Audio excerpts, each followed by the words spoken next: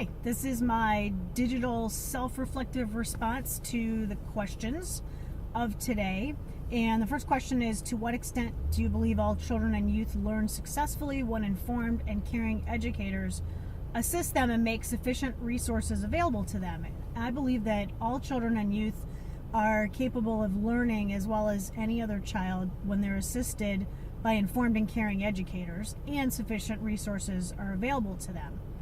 I demonstrate my beliefs by having high expectations for my students and in my self-contained classroom. I believe that all children can learn and that disabilities, unless severe in cognitive nature, should not be an excuse to go easy on them.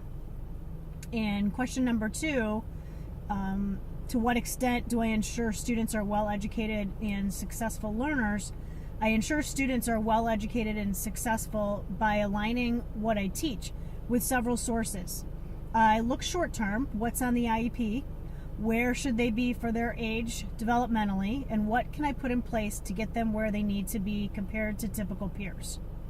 Then I start to look further out by communicating and observing kindergarten teachers so I can have a sense of what all of these skills really look like when they're put into action. Finally, I look long term. What is the district vision and mission? How is what I'm doing ensuring that they will be ready for what comes to them as they get older? I also consider the demographics of my students, the school report card, the state report card, and what I can do with 3 to 5-year-olds to make sure that they know how to use the materials that they'll be required to interact with for high stakes testing. This year, my 3-year-olds will do some simple computer lessons on the Chromebook so that they can become familiar with the touchpads. Question 3 is about creating both an educational environment and learning experiences for students that honor and respect who they are. I seek to understand ways to honor and respect who my students are by familiarizing myself with family information forms, the Devereaux Early Childhood Assessment, which is also called the DECA, and through face-to-face meetings when students first enroll. I research and regularly check my classroom environment to make sure that we're reflecting different cultures, races, genders, etc. I also complete a classroom self-assessment rating and work with the assistants in my class to make sure that we have goals that reflect ways that we can improve for our students.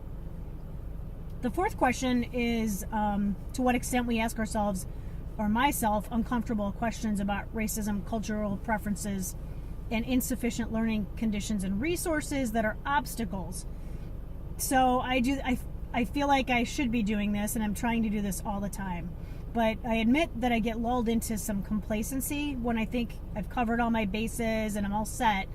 Fortunately, I've sought more education here at school that has brought me to this class and the equity class, where I'm not just looking at black and white equity issues, but equity issues that exist even in a school that's 99% African American and 99% $0 to $15,000 yearly income. When we shorten it to SES for socioeconomic status, then we aren't really looking at the number. When you have to look at the $0 to $15,000 a year, it's a big difference. When resources are insufficient, not only does it affect the learning conditions and resources at school, it affects what we can expect from parents. We don't have a supply list. We rely almost 100% on donations for classroom resources. We don't go on field trips unless they are free or we pay, or we ask for donations from a church group or other similar source. I know that I don't spend enough time considering cultural preferences and considering that every time I assess a child, I'm essentially determining how they do based on a system that's not really created for them to succeed. Question number 5 is about what extent I ask myself questions about racism, cultural preferences, and insufficient learning conditions and resources. To be honest, I'm having trouble discerning the difference between this and the previous question. But another area that I know I don't give myself, that I don't give enough thought or questioning about is the racism and cultural issues. The insufficient learning conditions and resources, and how that affects the African American teachers in my district. Excuse me. My district actually breaks from the statistics, and 75% of the staff in the district are African Americans. So I don't know what that means for the district enough to explore it like I would like to. Question 6 is, what extent do you engage in practices and policies that align with the belief that all students benefit from educational practices that engage them in learning about their cultural heritage and understanding their cultural background? I think that my particular position in a school that is 99% African American and 75% African American staff, the district is steeped in cultural practices and policies. Religion is deeply rooted in the culture, and it's not discouraged talking about religion and expressing oneself through their religion. They still have a Christmas program, they still have an Easter celebration, as well as many other things that they talk about throughout the school year that I know in some public schools folks cringe because they start to talk about religion. I think my role is to make sure that my students are able to be part of these experiences, not just because they should be regardless of their placement in the special education world, but so that my whiteness is not a stronger influence than the other staff in the building. Question 7 is about what extent do I engage in facilitating dialogue regarding the influence of cultural understanding and historic distrust that can result in cultural discomfort and disagreements. And I find myself having these conversations with the staff who are white that are assistants in my classroom. When we have experiences in the building, we have to be careful not to stereotype or take it personally. There are trust issues between cultures, and African Americans don't always act or react as we as white people think that they should. We have to stop and have difficult discussions about our own bias and our own white privilege. Question 8 is about thinking about assumptions and stereotypes about people from cultures other than my own, or about students whose living situations may be much different than mine, and how do those assumptions and stereotypes block me from responding thoughtfully and respectfully towards others. My assumptions and stereotypes block me from responding thoughtfully and respectfully, usually when children seem to me, from my perspective, like parents are not taking care of a child's needs in a way that I deem acceptable. I have to step back and remember that families often don't have cars, often have 2 or 3 jobs, don't have a washing machine, might not even have electricity or water for a few days until a bill gets paid, and that they have done all they can to get the child to school. If I had to live as a family of 4 on $0 to $15,000 annually, I would lose those assumptions and those stereotypes really quickly.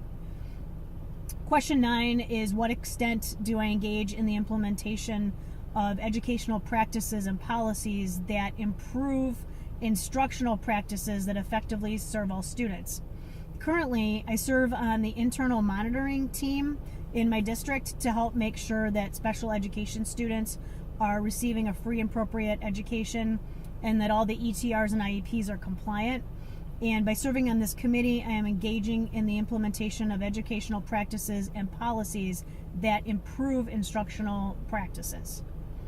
And question 10 is about what extent do I engage in posing questions, collecting data, analyzing data, and proposing research-based solutions, facilitating action plans for information integrated into the larger structure and system to provoke changes to policies, procedures, and practices to promote equity for all children.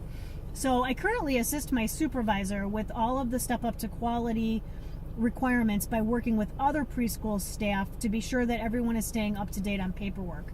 I share what's working for me and how I'm able to bring how our preschoolers and special education students, I share what's working for me and how I am able to bring how our preschoolers and special education students are getting a positive education while also meeting the many demands of the different agencies that have procedures and practices that sometimes contradict each other. Through the internal monitoring team, I'm speaking up for the preschool children who tend to get overlooked because they're not at a high stakes testing age, but they will be. And by looking at equity across the preschool classes through the research I did for the equity class, I was able to make suggestions to my supervisor in the special education department for ways to consider ending self-contained classrooms, over identifying males and moving children into behavior classes without any specific data or interventions in their regular environment.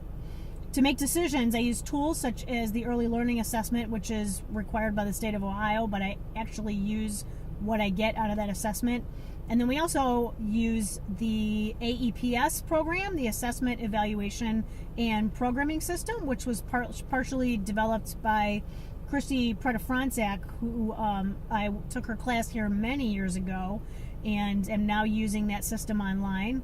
I use IEP data, ETR data, the creation of functional behavioral assessments and behavior intervention plans. And we use checklists for specific areas and also antecedent behavior consequence data.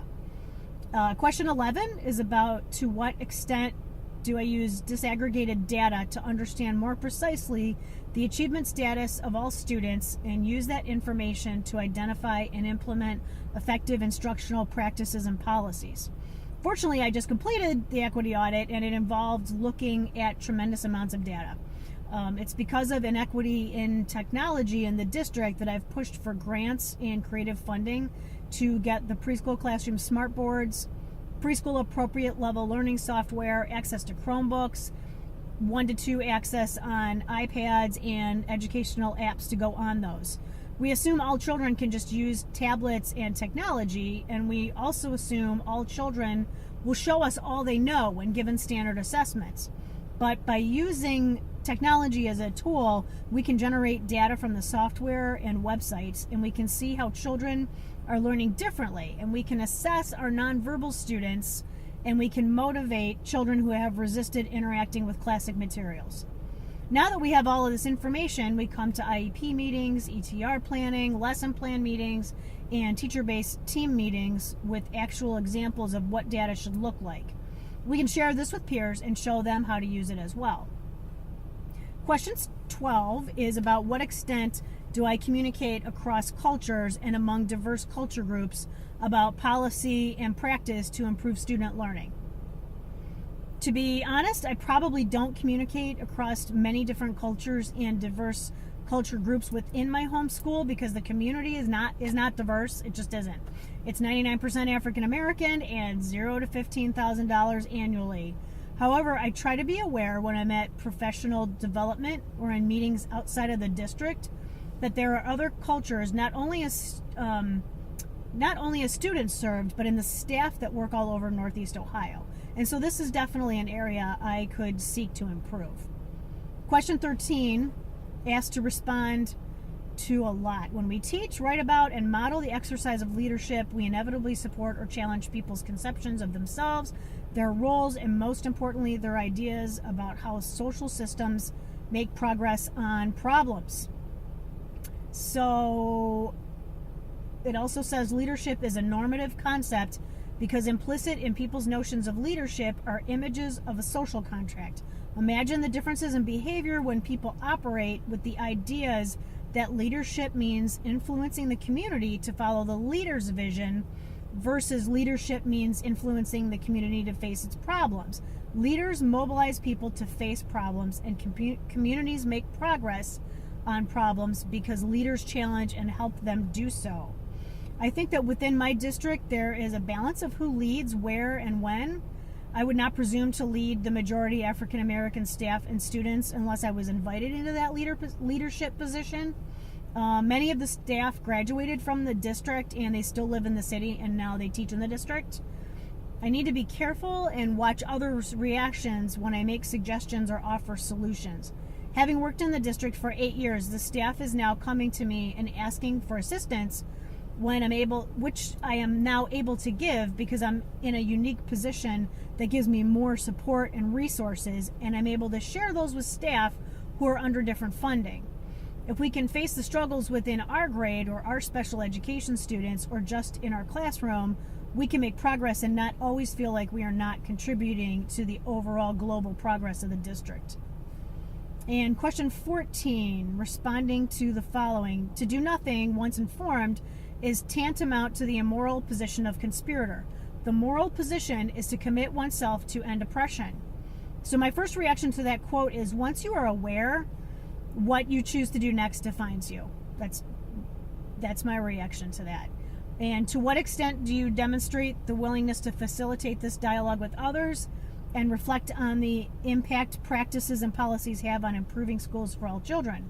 So there's no way to even come close to understanding how a school district that has been forced to attempt to abide by the rules in a white patriarchal system actually looks and feels without living in it daily. Even then, as a white person who does not live in the district, at the end of the day, I can leave. I can be white, I can escape, and I want to escape. While I'm willing to facilitate this dialogue, my struggle is with trying to relate or describe something that is not my story to tell. I can call out racism, inequitable practices and policies, and engage in dialogue about my own privilege and bias, but I try to be careful not to speak for the students and the staff in my district. All right, thanks for listening.